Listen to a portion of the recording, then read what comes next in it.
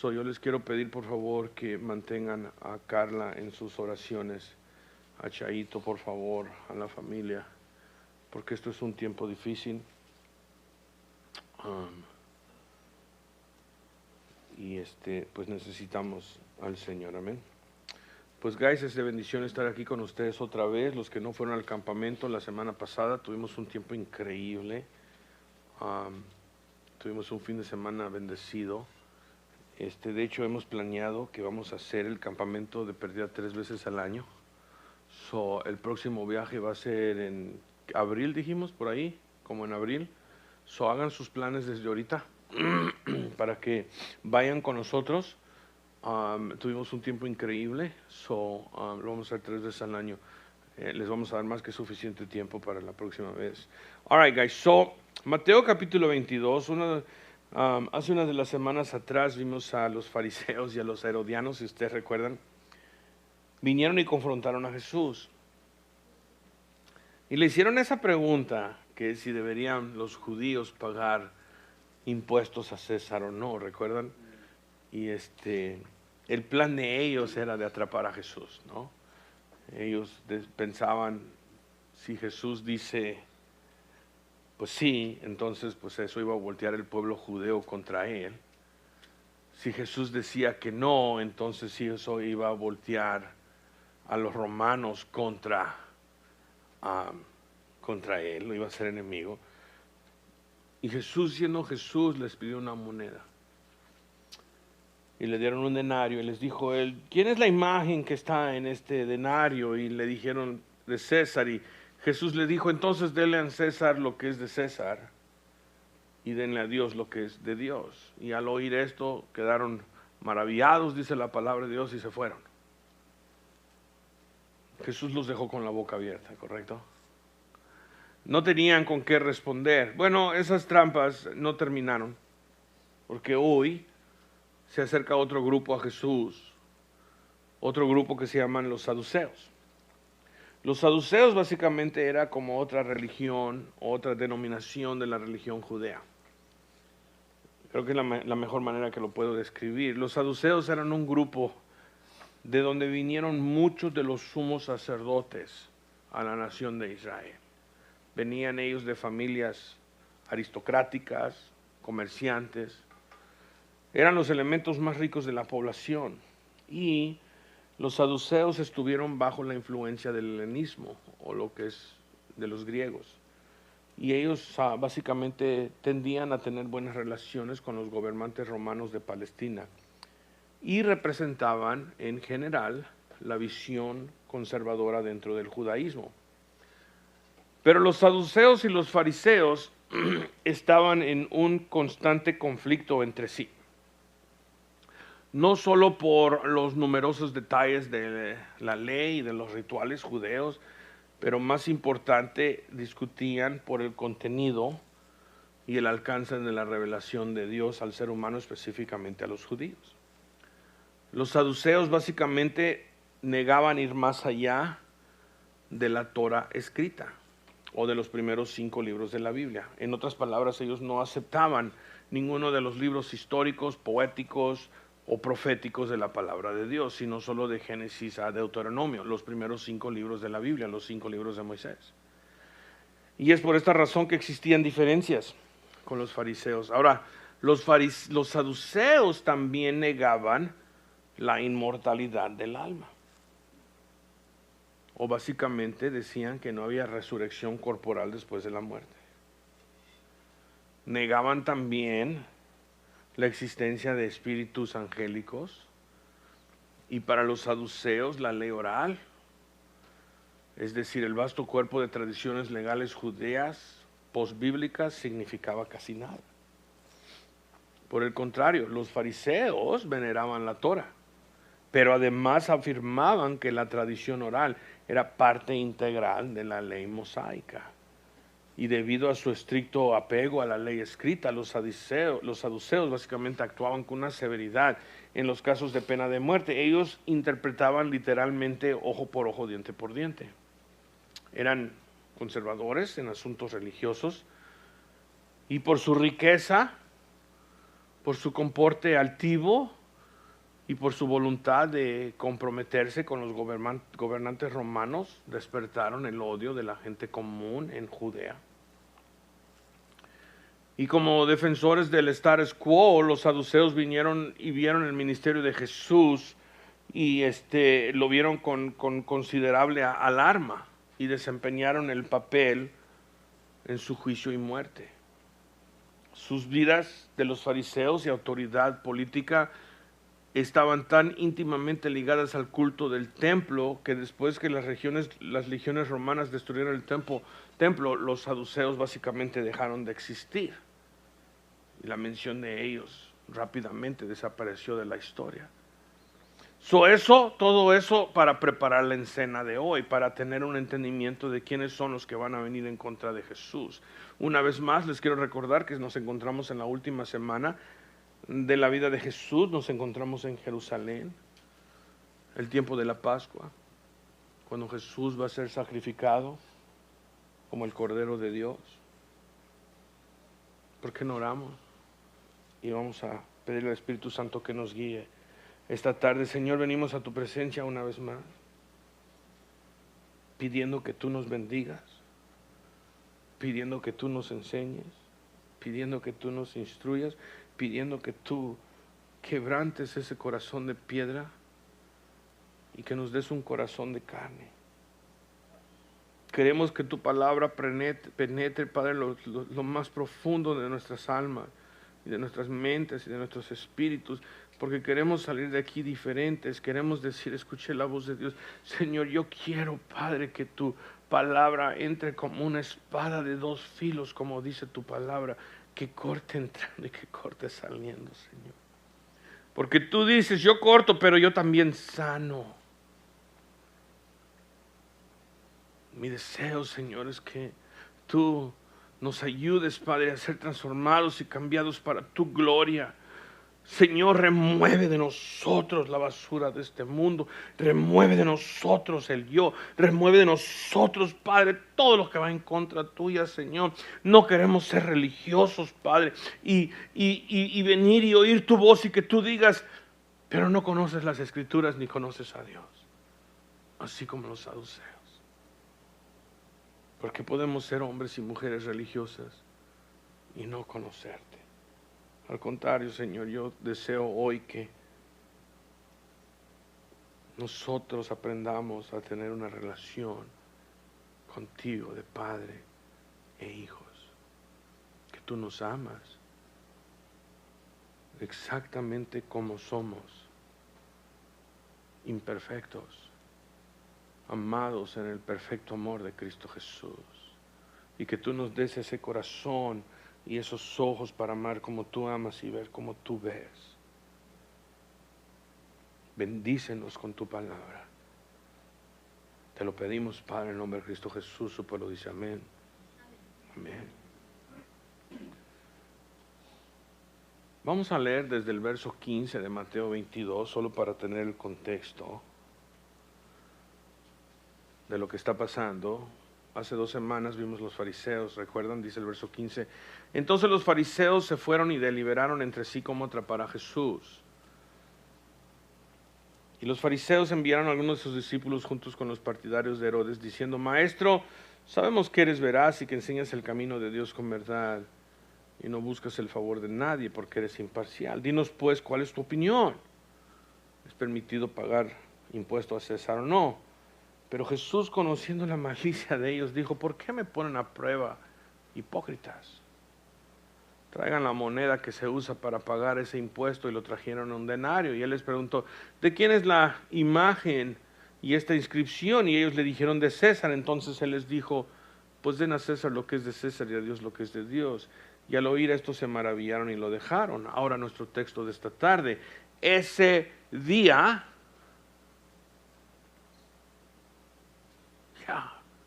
es lo que dije yo cuando leí. Ese día se acercaron a Jesús algunos saduceos, los que dicen que no hay resurrección, y le dijeron, Maestro, Moisés dijo, si alguien muere sin tener hijos, su hermano, como pariente más cercano, se casará con su mujer y levantará descendencia a su hermano. Ahora bien, había entre nosotros 7 hermanos. El primero se casó y murió, pero no teniendo descendencia, le dejó, espérenme, guys, mi computadora aquí, le dejó a la mujer a su hermano, de igual manera también el segundo y el tercero hasta el séptimo. Y después de todos murió la mujer. Por tanto, le dicen, en la resurrección, ¿de cuál de los 7 será mujer? Porque todos ellas la tuvieron. Wow. Después de que los fariseos y los herodianos fueron humillados por Jesús, ahora vienen los saduceos ese mismo día. Y déjame te digo algo, a veces como pastor, y yo me puse a pensar en esto en el camino, porque a veces como pastor, todo el mundo quiere hablar con pastor, ¿verdad? Y todo el mundo quiere, pastor, necesito oración, y pastor, yo necesito esto, y pastor, antes del servicio, ¿saben lo que yo trato de hacer? Es de concentrarme y enfocarme en el Señor. Y me encanta saludar a la gente. Y no me malentiendan lo que les voy a decir. ¿Cómo me gustaría platicar con ustedes después del servicio? Pastor, necesito oración. Vamos a sentarnos, vamos a platicar. Déjame te ministro. Antes del servicio, ¿saben lo que yo quiero hacer? Yo me quiero enfocar con mi Dios. Pero yo estoy rogando. Cuando alguien viene y me dice, pastor, quiero hablar con usted. Pastor, necesito. Pastor. Y me siento jalado porque una vez más, no me malentiendan. Pero yo también quiero mi tiempo con Dios. Cuando dicen amén.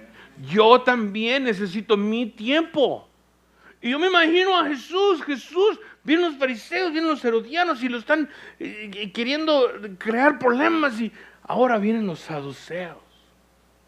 Wow. Ahora vienen los saduceos.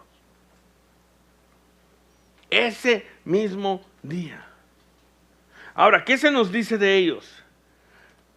Rápidamente son identificados como los que no creen en la resurrección. Eso nos identifica claramente quiénes son. Esto es clave, ¿no? Porque si no, Mateo no lo hubiera puesto en el texto. Y es importante. Vinieron los saduceos, los que dicen que no hay resurrección. Entonces, ¿cuál es la pregunta que ellos le hacen a Jesús sobre la resurrección?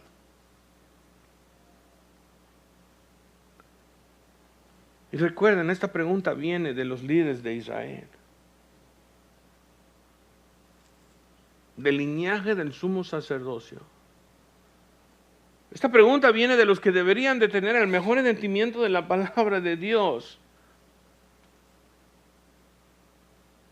¿Y qué error cometemos cuando ponemos la mirada en el hombre religioso? ¿Cuántos dicen amén? ¿Qué error cometemos cuando ponemos nuestra mirada en el hombre que anda bien vestido, en el que sale con la bata religiosa y el que viene bien entacuchado y decimos, ese es hombre de Dios, porque vemos la apariencia externa? ¿Ves? Ese era el saduceo, bien vestido, según el líder de la nación. Pero ¿cómo vamos a ver? Jesús ahorita les va a decir que no conocen las Escrituras ni el poder de Dios. Hombres que se visten bien religiosos, hombres que hablan bien religiosos, hombres que hacen sus cultos bien religiosos, pero que no conocen a Dios ni a su palabra. Más, qué triste es que los saduceos, como los fariseos y los herodianos, no hacen esta pregunta buscando una respuesta honesta, sino que ellos solo quieren hacer tropezar a Jesús. ¿Alguna vez has estado tú en una situación así? Especialmente como cristiano.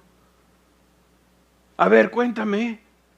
¿Sabías tú que Adán tenía otra esposa y que Eva no era su primera esposa? ¿Qué? ¿De qué locura estás hablando, hombre? Uno de los hermanos estaba compartiendo que esa pregunta le hicieron el otro día. A ver, respóndeme esta. ¿Cómo se dice riddle en español? A ver, respóndeme esta adivinanza. Así te vienen, ¿no? Así vienen los saduceos. No buscando realmente una respuesta honesta o buscando saber más de Dios, sino el plan de ellos, como los escribas y herodianos, era de hacer a Jesús tropezar, de hacerlo ver como un ridículo. Porque esta pregunta es ridícula. La pregunta con la que ellos vienen es ridícula y es hipotética y viene con la idea de demostrar que la resurrección realmente es una tontería.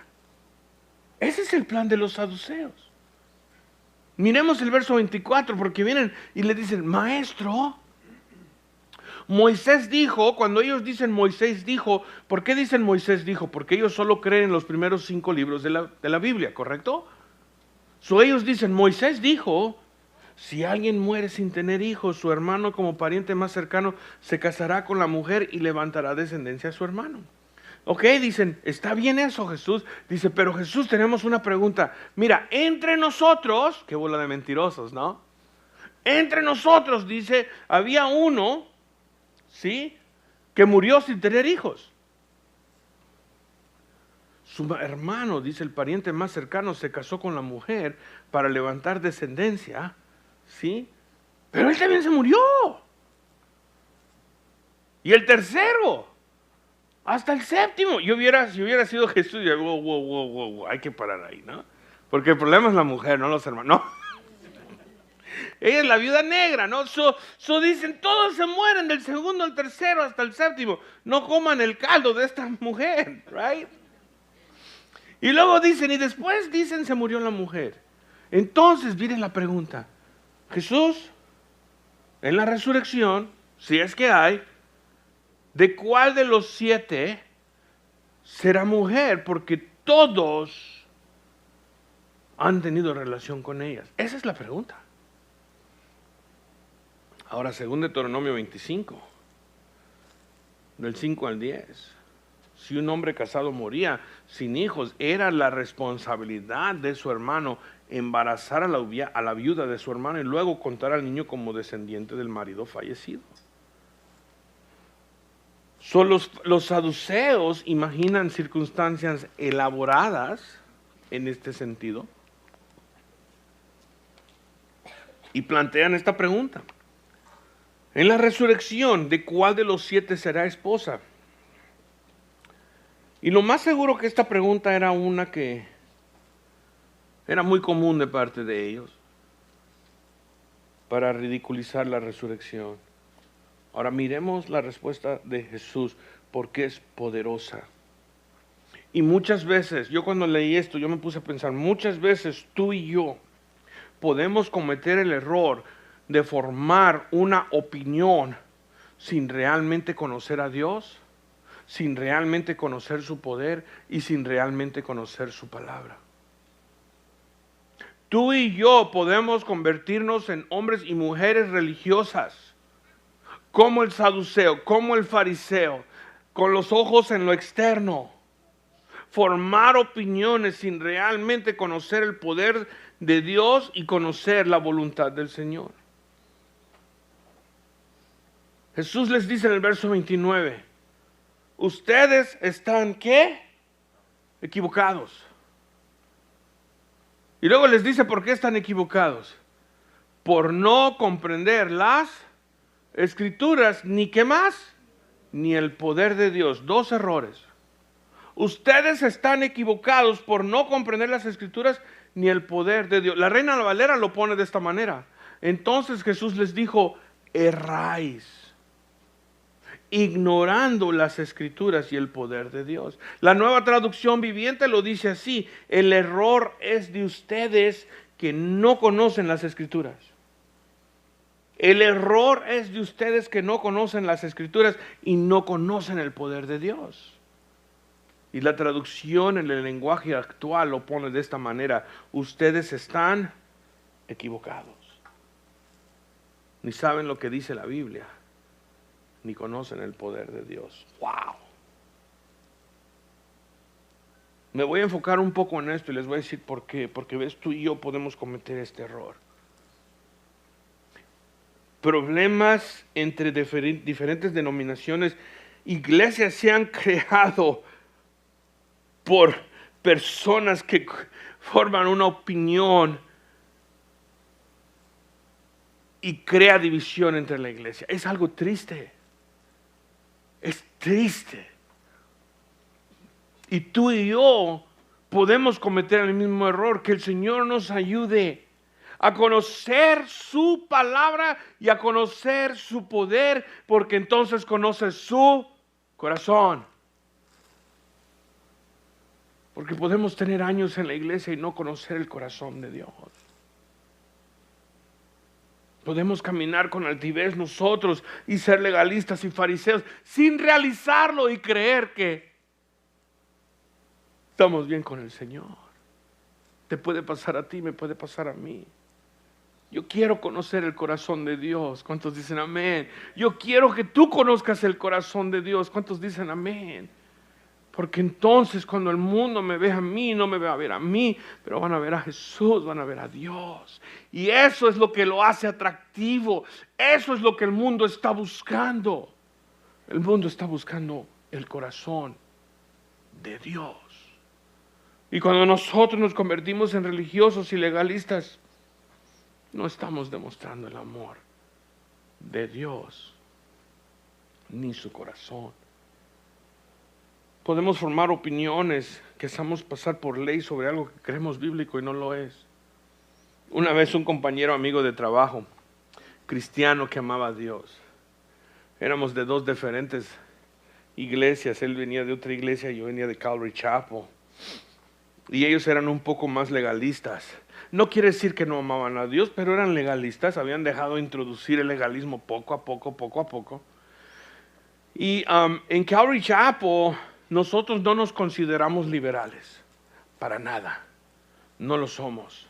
Nosotros somos muy estrictos conforme a la palabra de Dios. ¿Cuántos dicen amén? De hecho, yo te puedo decir que en Calvary Chapel tenemos un mejor entendimiento de las Escrituras porque las enseñamos y las estudiamos libro por libro, capítulo por capítulo y verso por verso. Es muy difícil para mí formar una doctrina sobre un verso y engañarte y tú recibirlo que cuando enseño todo el contexto de Dios. ¿Cuántos dicen amén? Porque entonces tú dices, güey, pastor, tú tienes un problema ahí porque eso está fuera de contexto. ¿Ves? Yo quiero que tú puedas, cuando escuches otro pastor o leas algo, que tú tengas el discernimiento para ver cuando alguien está usando algo fuera de contexto. Y que tú digas, espérate, eso está fuera de lo que estaba diciendo el autor. Y tú estás creando una doctrina basada en algo que no se está diciendo, manipulando un verso, ¿sí me explicó? Para crear tu propia doctrina. Soy yo y él una vez. Me acuerdo que tuvimos una discusión y no fue una pelea, nos amábamos mucho, éramos buenos hermanos. Él era yucateco, me acuerdo, y me dice, éramos tres cristianos y yo y otro amigo le decíamos al hermano le decíamos el legalista. Le digo, calmado, brother, no seas tan legalista. Dice, la Santa Cena. Yo no sé por qué la celebran en el día, si es la Santa Cena. Se debe de celebrar solo en el tiempo de la cena. Y le dije, brother, honestamente, bro, ¿really? ¿Estás en serio? Pues es que es la Santa Cena. Jesús la celebró en el tiempo de la cena y debe ser. Y le dije, ay, brother, le digo, no, bro, tú sí que estás, pero bien legal. Y le decíamos, y cotorreamos, le decíamos el fariseo, le decíamos el legalista, y él se reía y nosotros también. Pero una vez vino y me dice, otra discusión. Dice, no está bien que la gente debe ir a la iglesia y vestirse como quieran. Y me dice, te voy a decir por qué. Si tú vas a ver al presidente, si alguien te invita y tú vas a ver al presidente, la gente se va a vestir en su traje y todo eso. Y más se deben de vestir así cuando van a la casa de Dios. Ahora, en el razonamiento mundano, lo que él dice tiene sentido. En el razonamiento mundano, lo que él dice tiene sentido. Pero ¿qué es lo que dice el Señor? ¿Ves? Porque yo no estoy preocupado de lo que dice el mundo. ¿Cuántos dicen amén? Yo lo que quiero es conocer el corazón de Dios. Vámonos todos a 1 Samuel capítulo 16. Vámonos todos a 1 Samuel capítulo 16. A mí no me importa lo que el mundo piense lo que el mundo quiera. Yo no quiero agradar al mundo, yo quiero agradar a Dios. Primera de Samuel, capítulo 16, se encuentra antes que segunda de Samuel. No se pierdan. Entre Génesis y segunda de Samuel, ahí está un libro antes. El profeta Samuel. Miren, guys, yo les quiero enseñar esta historia porque esto es increíble, ¿no? Porque no solo te puede pasar a ti, a mí. Esto le pasó al profeta Samuel. Si le pasó al profeta Samuel, te puede pasar a ti y a mí. Cometer este error que vamos a ver aquí. ¿Ves? Porque Dios no mira al hombre como el hombre mira al hombre. La palabra de Dios dice que Dios ve el corazón. Cuando el profeta Samuel fue ordenado por Dios para ir a Belén y ungir al que iba a reinar después del rey Saúl, Samuel fue a la casa de Isaí, 1 Samuel 16. Samuel fue a la casa de Isaí sin saber quién Dios iba a escoger.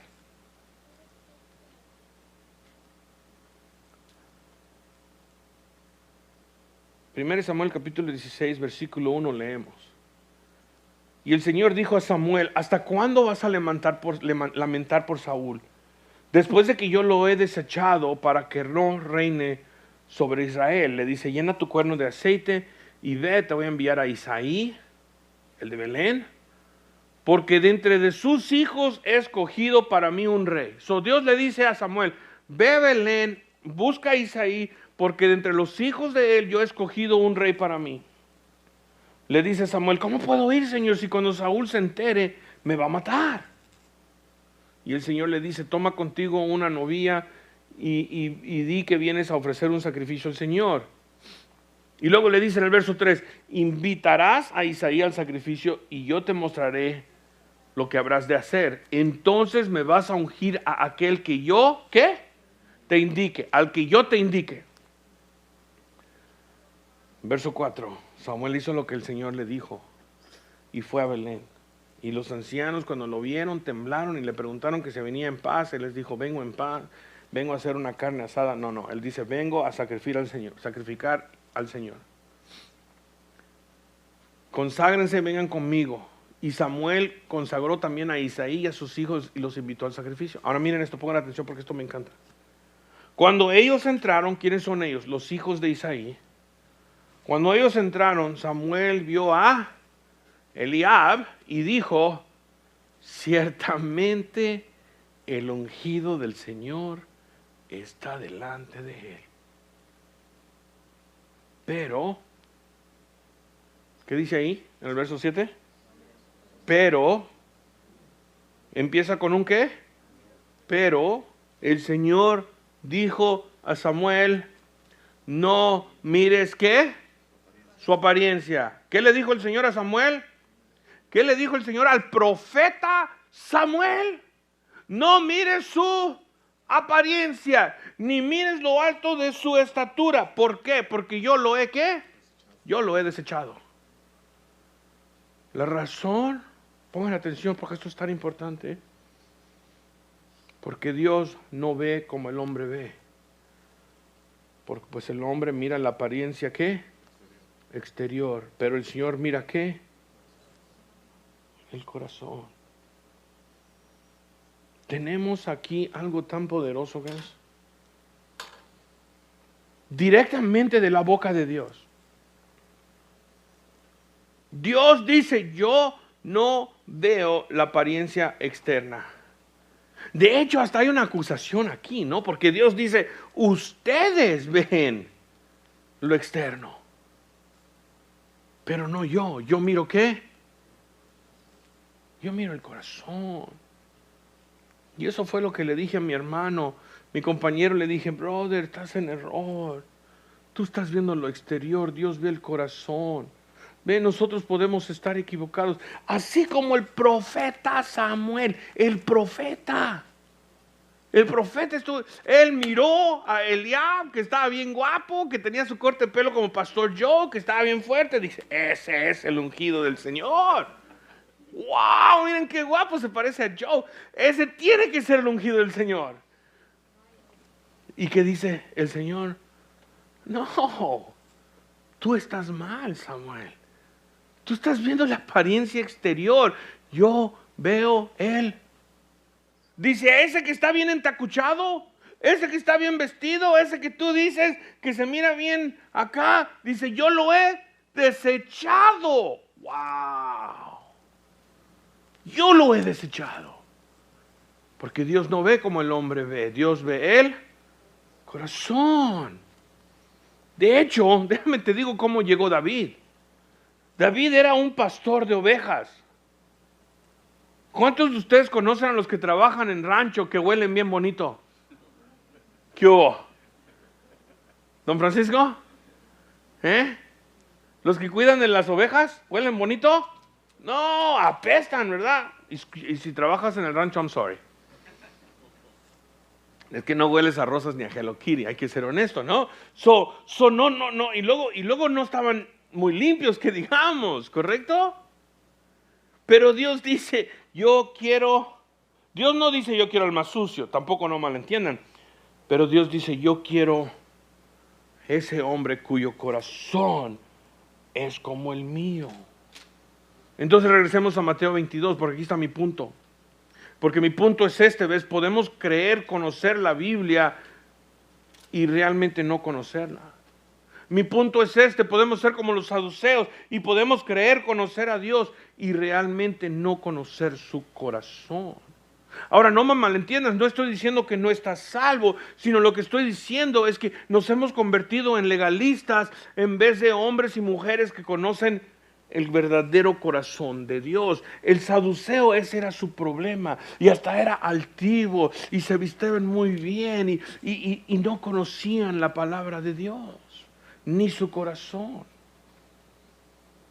Y Jesús les dice en el verso 29, el error es de ustedes, que no conocen las Escrituras y no conocen el poder de Dios. Y esa palabra error, guys, déjame te digo, esto está chido. Esa palabra error viene de la palabra griega planeo, de donde viene nuestra palabra en español planeta. ¿Sabes lo que Jesús les está diciendo? Ustedes han perdido su camino. Es como un planeta que ha salido fuera de su órbito. ¿Órbito? Orbital. ¿Orbital? Órbita. ¿Ah? Jesús les está diciendo, la manera que tú piensas está fuera de la órbita correcta. Y lo mismo te puede pasar a ti, lo mismo me puede pasar a mí.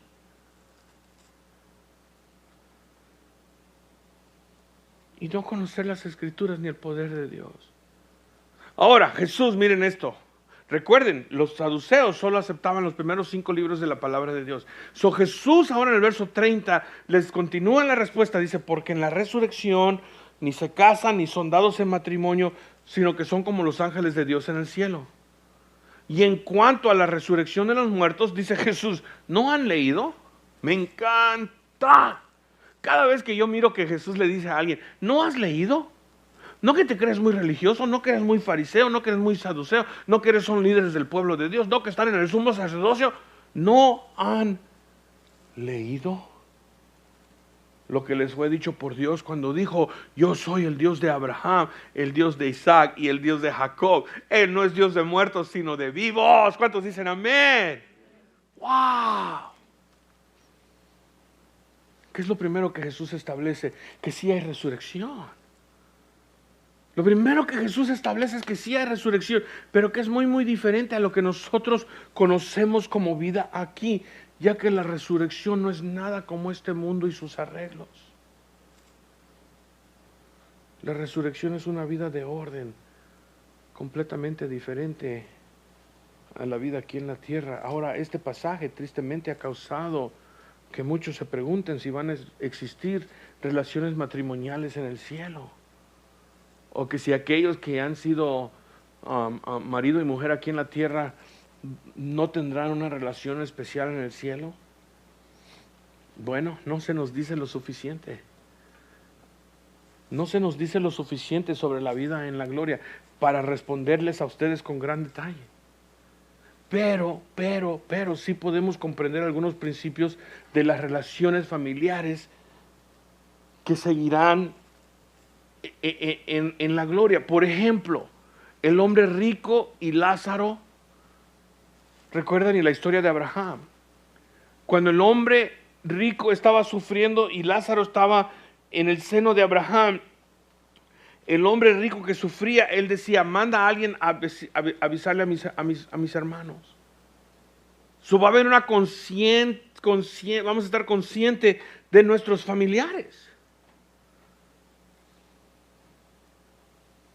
Mas la gloria del cielo será una relación y una conexión con Dios que va a sobrepasar cualquier otra cosa, incluyendo las relaciones familiares actuales.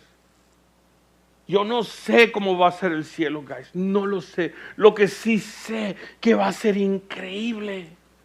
¿Cuántos dicen amén? Como esa canción que canta ese grupo Mercy Me. Solo me puedo imaginar. ¿Qué voy a hacer? ¿Me voy a postrar o voy a danzar o voy a llorar? Solo me puedo imaginar. Lo que sí sé que lo veremos a Él como Él es, porque nosotros seremos como Él es. Y yo espero ese día, yo sé que tú esperas ese día. Y hay una promesa que el Señor me ha dado, que ya no habrá más dolor, ni llanto, ni sufrimiento. Porque todo será hecho nuevo, dice la palabra de Dios.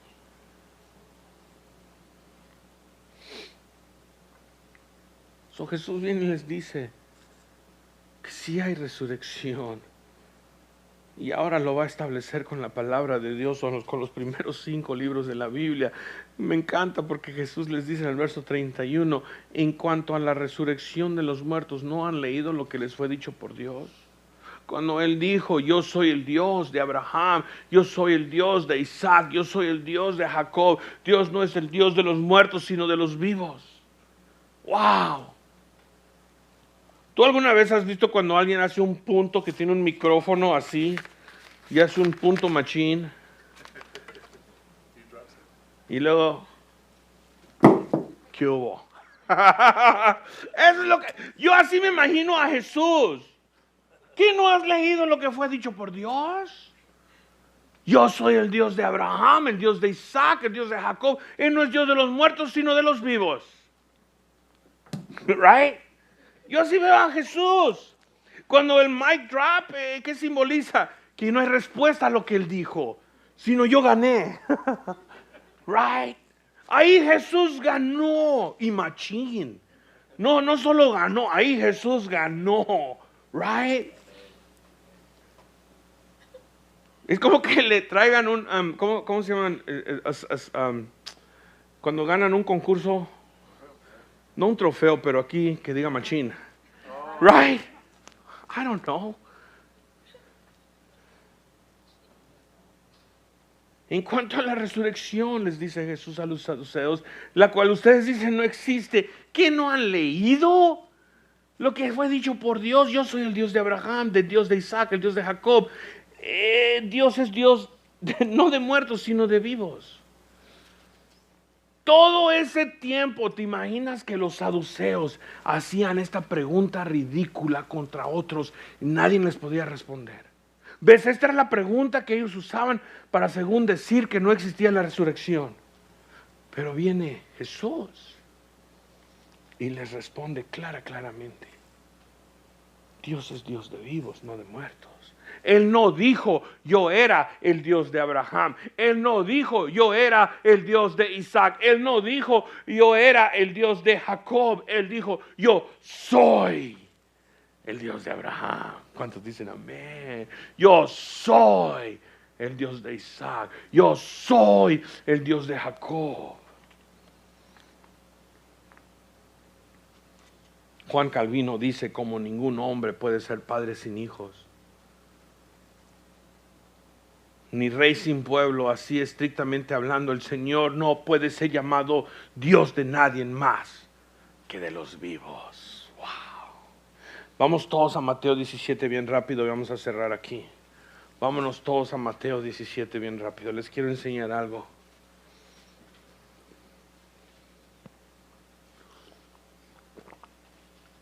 Recuerden el evento que vimos hace unos capítulos atrás. En el monte de transfiguración, Mateo 17, leyendo el verso 1, dice: 6 días después Jesús tomó a Pedro, a Jacobo y a Juan su hermano, y los llevó aparte a un monte alto. Se transfiguró delante de ellos y resplandeció su rostro como el sol, y sus vestidos se hicieron blancos como la luz. Y aquí le aparecieron, ¿quién? Moisés y Elías. ¿Y qué estaban ahí haciendo? Hablando con él. Vivos. Moisés y Elías se aparecieron en el monte de transfiguración, hablando con el Rey de Reyes, vivos.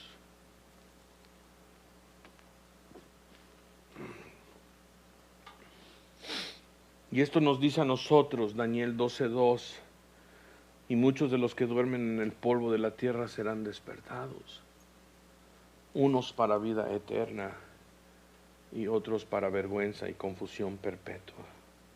Juan 5:29 dice: y los que hicieron lo bueno saldrán a la resurrección de vida, mas los que hicieron lo malo a resurrección de condenación.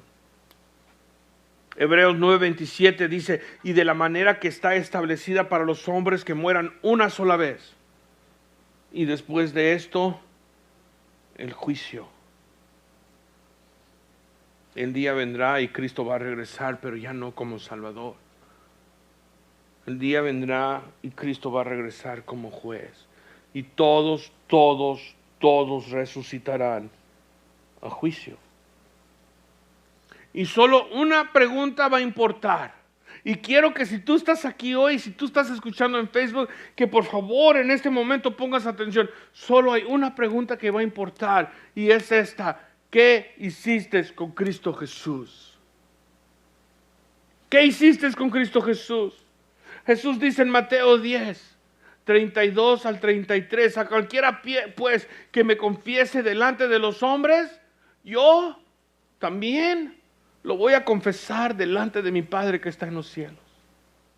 Pero después Jesús dice: cualquiera que me niegue delante de los hombres, yo también lo voy a negar delante de mi Padre que está en los cielos. ¿Cómo es que negamos a Jesús? Con nuestra vida.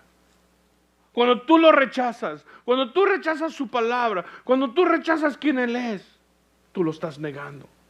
¿Y cómo es que yo lo confieso delante de los hombres? Cuando tú lo abrazas y cuando tú lo tomas y su palabra y te enamoras y vives para Él, lo estás confesando. Y Jesús dice: el que me confiesa, yo lo confesaré, pero el que me niega, yo lo voy a negar. El que rechaza a Jesús será rechazado, pero el que pone su fe en Él como Señor y Salvador, la Biblia dice, será salvo. Así es de fácil. El Evangelio así es de fácil. Pongamos nuestra fe en el único Salvador, en el único nombre dado a los hombres bajo los cielos por cual uno puede ser salvo: Cristo Jesús. Y cierro con esto. Podemos tener años en el Señor y no conocer su corazón. Podemos tener años en el Señor y no conocer su palabra. Podemos estar fuera del órbita correcta. Y cuando un planeta sale de su órbita, solo se desvía más y más y más y más. Estos hombres se vestían muy bien, pagaban sus diezmos, eran ricos y tenían mucho. Eran hombres de la iglesia. Yo me imagino que si tú lo mirabas, tú decías: wow, Dios lo está bendiciendo grandemente. Mira cómo se viste, mira cómo maneja, mira cómo vive. Dios lo está bendiciendo. Todo porque tu mirada está en lo externo. Todo porque tú miras como el mundo mira y no como Dios mira. Tenemos que orar y pedirle al Señor que nos dé sus ojos para ver como Él ve. Ves, tú y yo en el mundo tenemos los ojos del mundo y solo Dios te da nueva vista. Lo hizo con Pablo, ¿recuerdas? Pablo quedó cegado y el Señor vino y le abrió los ojos, y entonces Pablo pudo ver. Ves, tú tienes que rogarle al Señor que Él te abra los ojos para que tú mires como Él mire. Y dos, pídele al Señor que te dé su corazón para que tú ames como Él ama.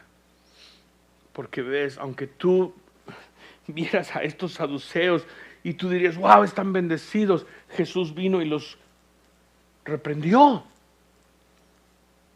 El hombre mundano, externo, dice, esos están bendecidos. El Dios vivo dice, no conocen las Escrituras y no conocen el poder de Dios. ¿En qué lado quieres estar tú? ¿En el lado del mundo o en el lado del Rey de Reyes? Señor, dame tus ojos. Señor, dame tu corazón. Dame tu espíritu para ver